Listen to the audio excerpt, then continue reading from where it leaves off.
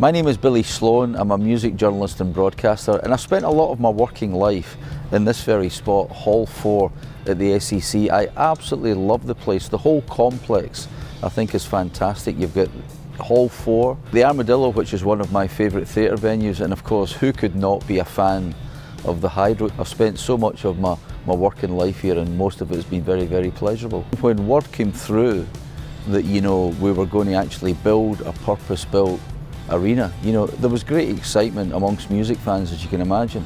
The first night here was the 26th of October 1985. Simply Red were the special guests, and the headline act were SECC40, and they brought along Chrissie Hynde of the Pretenders.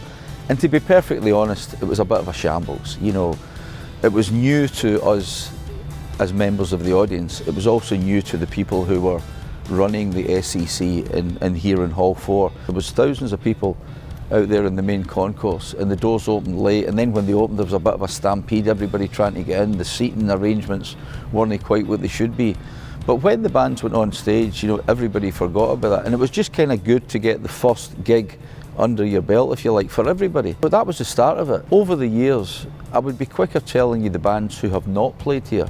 Very, very quickly it became an established and brilliant arena venue. One of my favourite memories was the 31st of March 1993 when Bruce Springsteen decided at very short notice that he was going to do a gig here. It was a kind of warm-up for his European tour, and I was lucky enough to secure a very rare interview with Bruce Springsteen. So as part of the deal, he invited me down the day before the gig to watch him sound check.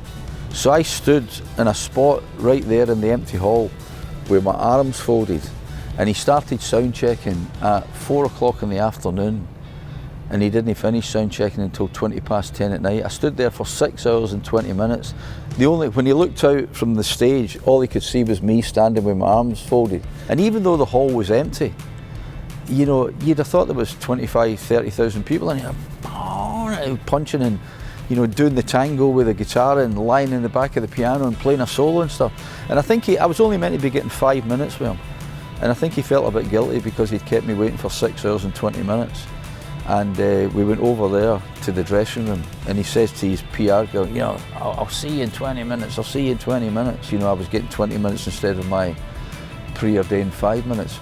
That was an absolutely fantastic memory because there's only one Bruce Springsteen and he played on that very stage. People say to me, what kind of impact has the SEC made on, the people and the fabric of Glasgow?